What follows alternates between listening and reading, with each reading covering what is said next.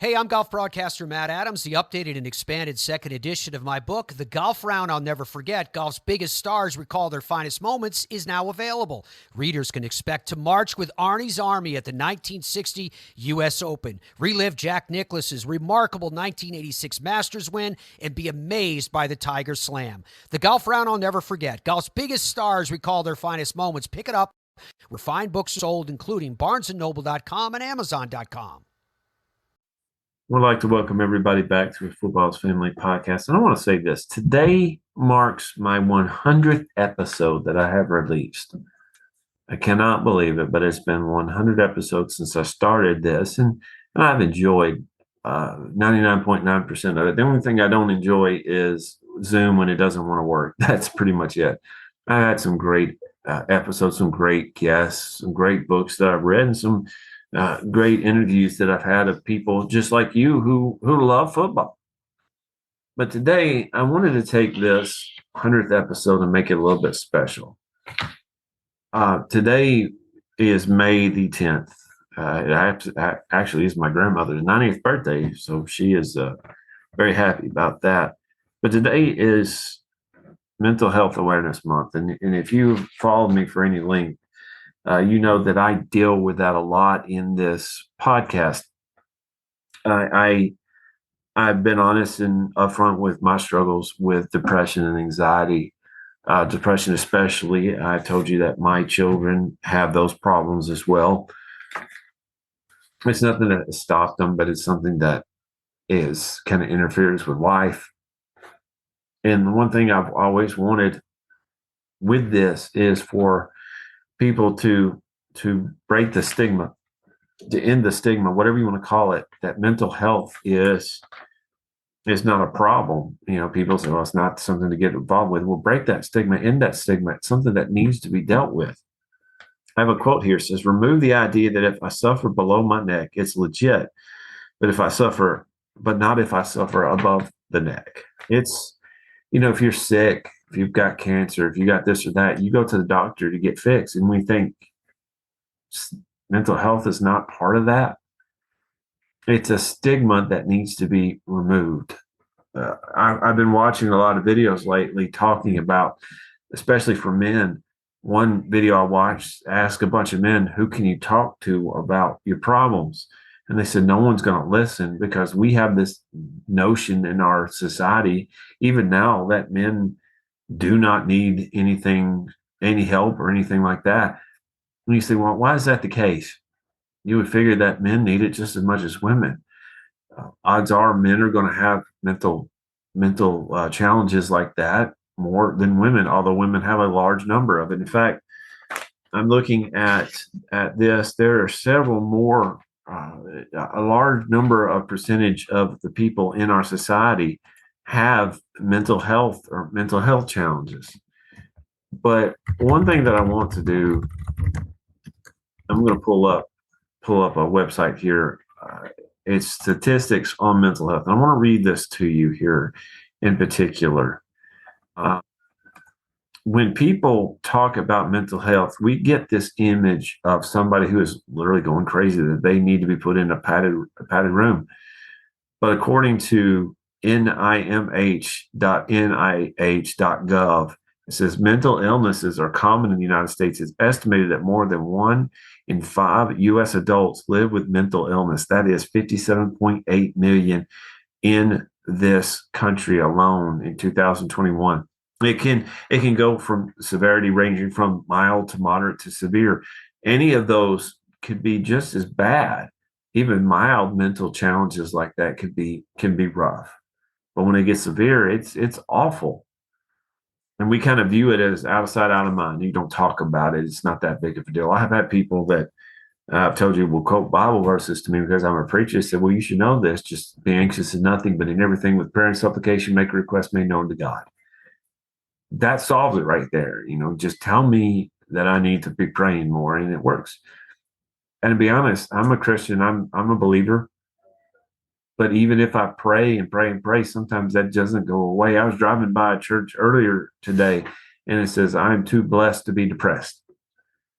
Well, you know what that does? It says if you think that you're blessed, you will not be depressed. So if people are depressed and they say, well, God's not blessing me, or I'm not appreciating my blessing too much, those things backfire. Those things backfire. That's one reason why I wanted to talk about this today. When you talk about it, May is Mental Health Awareness Month. You have a green ribbon and you wear green to remind you that there are people out there that their battles are not seen on the surface. Well, if you're sick, people can see that you're sick. If you got a broken arm, you're wearing a cast. Most battles that people fight with mental health challenges are below the surface. And sometimes they're embarrassed to even say anything about it. But last year, May 25th, and I've been on Arnie's show, and I've been on a couple other. I was on Sad Times with Kevin Crispin on Fourth Hand Podcasting Corporation there. May 25th last year, my wife called me. I was in another room getting ready to go to church, and she said, "Your son's door is locked. He will not open it." And I literally broke the door down to go in there and see my son with a gun in his hand, dead on the bed. My son of 17 years committed suicide, and it'd be about a year. It's almost in 15 days. It'd be a year. I know suicide is one of the leading factors of death, especially for people his age. But the one thing that I found when I was dealing with this and with the repercussions of it is people they have some issues with how to deal with me and my wife and my daughters. They had some things about, do we talk about it? Do we hug them? In fact, I went into Casey's here in Waverly, and I was ordering. This young lady said, "How are you doing today?" You know, I'm like, I'm okay. I think it was just a couple months after Connor died. I'm okay. And she said, "What about Connor and suicide?" She whispered.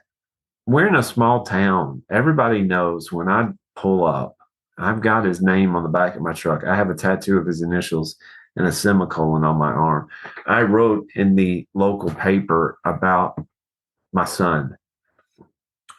Everybody knows that. Everybody knew our business before. I mean, when it went out on the sheriff's, they went out on 911.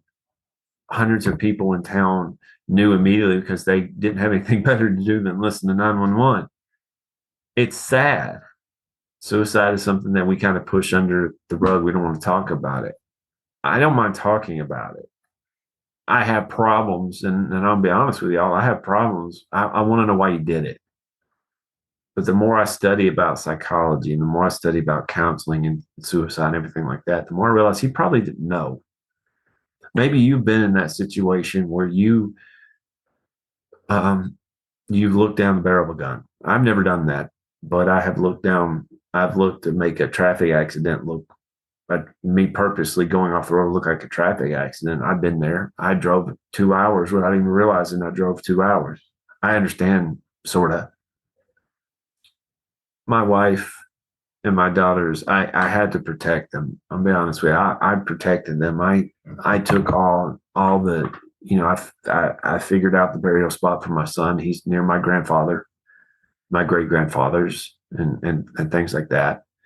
They're in Centerville, Tennessee. I found the preacher. I found the spot. I knew what I needed to do.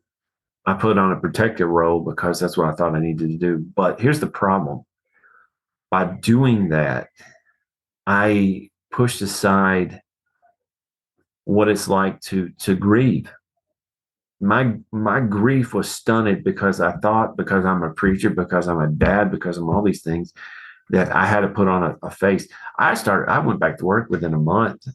Well, maybe not even a month, maybe 3 weeks after Connor died. I went back to work.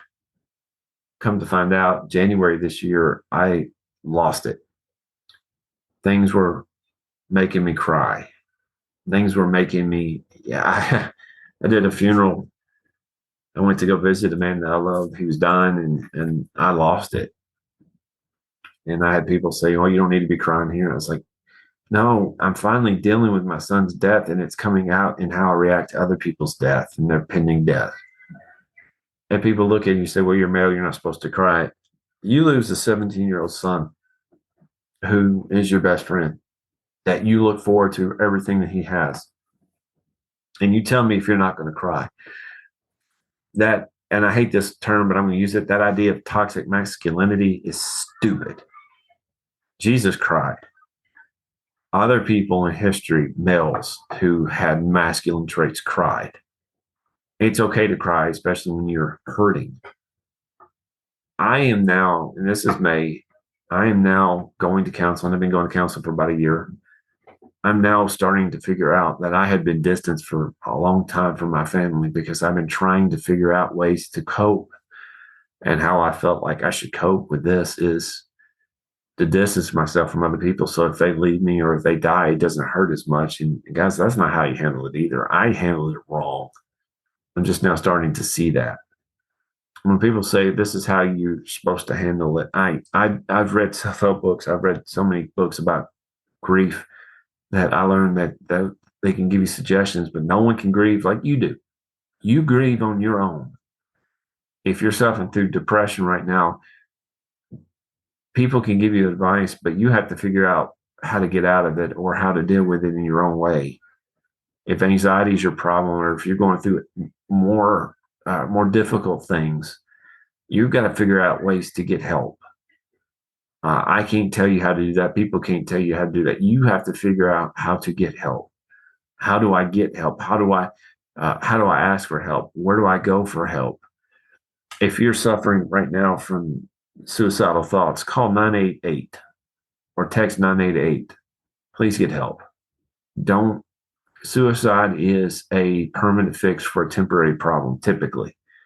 You are worth it. You are worth every bit of it. You are fearfully and wonderfully made. And I believe that 100%. I don't believe there's a problem out there that can't be fixed. It may take time and may take effort, but I don't think there's a problem out there that can't be fixed. In 2021, 48,183 people died in suicide. That's one death every 11 minutes here in the United States. 1.7 million people, adults, attempted suicide. 3.5 million adults made a plan. 12.3 million adults seriously thought about suicide. I'm going to tell you this. The last couple of weeks, it's getting closer to graduation. My son would have graduated this year. And I feel that I have been robbed. And this is selfish, I know, but we should be enjoying what my son is doing. We went to a couple of awards day and gave out scholarships in his honor, his memory. He should have been receiving them. That guy had about a 35 on ACT. He had a high GPA. He was probably going to go into the Navy, be in the nuclear sub. Even though he's a tall dude, big dude, he would have been working at some high level stuff. I'm watching other kids get awards and being recognized, and I'm trying not to resent them. And it's not right, but go through what we've gone through and try not to resent people for having what you feel like you deserve. I don't resent my son. I don't resent him. I wanted what we have been working for 18 years to happen. In a couple of weeks, they would graduate. He died 2 days before my birthday. So my birthday, even though I'm older and birthdays are not that big of a deal anymore, I know 2 days before my birthday, it's not a happy day. In fact, May 26th, my wife and I are going to go to the Dave Matthews concert here in Nashville area. I don't even know if she's going to go.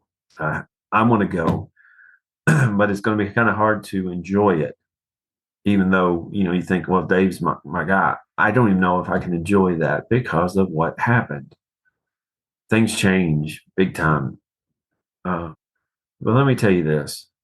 I know this has nothing to do with football, but family is big in this podcast.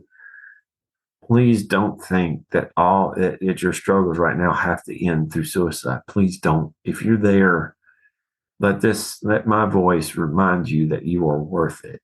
You can turn this around if you want to. Suicide is not the answer. And if it is the answer, then change the question. Make sure that you, even if you're not a believer in any type of religion, you're still unique and important. For me, I know I'm unique and important because I believe God made me that way. But if you don't believe that, that's okay. You're unique in your own ways. If you're struggling with things that I don't understand, that's okay too, because I think there are people out there that can help you. But seek after help. Don't take this all by yourself because it gets overwhelming. But please get help. Go to a doctor. Go to talk to somebody that you trust. Talk to clergy. Talk to a counselor. Maybe medicine is in your future. Please also remember that if you're taking medicine right now, don't miss a dose of your medicine because it gets hard to get back in your system. May is Mental Health Month. It's a good time to start, but it's not something that you need to end simply because May ends. Now, I want to thank you for listening. Next time, we'll talk some football. The draft just happened. We'll talk some football next time. But keep in mind, you are worth it. Thank you. Hey there, sports history fan. This is Arnie Chapman, aka the Football History Dude, and I hope that you enjoyed this recent episode presented by the Sports History Network and were able to learn some good old-fashioned sports history knowledge nuggets. I started the Sports History Network back in 2020 with the mission to help podcasters find a community of like-minded sports history nerds, as well as helping aspiring podcasters to start their own shows. We have a little bit over 30 shows on the network right now covering all sorts of sports history, but as far as I'm concerned, we're just at the toothpick in the ocean moment, that can't even figure it out because there's so much more coming. We wanted to create the ultimate headquarters for sports yesteryear, starting with Podcast Network and our website, but we're going to continue to move into other mediums as well. And here's the cool part, because we want you to be part of our team. So if you're interested in starting your own podcast, or maybe being a guest on one of our shows, or who knows, maybe even writing an article for us over on the website. Seriously, all you gotta do is reach out to us on the contact page over at sportshistorynetwork.com. You can be as technologically savvy as a Neanderthal tapping on a stone trying to figure out this whole hieroglyphics thing back in the day. Again, it doesn't matter, because even if you don't understand the whole podcast space, we have a production team that can pretty much help you out with doing everything. All you gotta do, head over to sportshistorynetwork.com, head to the contact page, fill it out. That message goes right to me, and I'll reach out to you as soon as I can. But for now, dude, I'm through if you're through.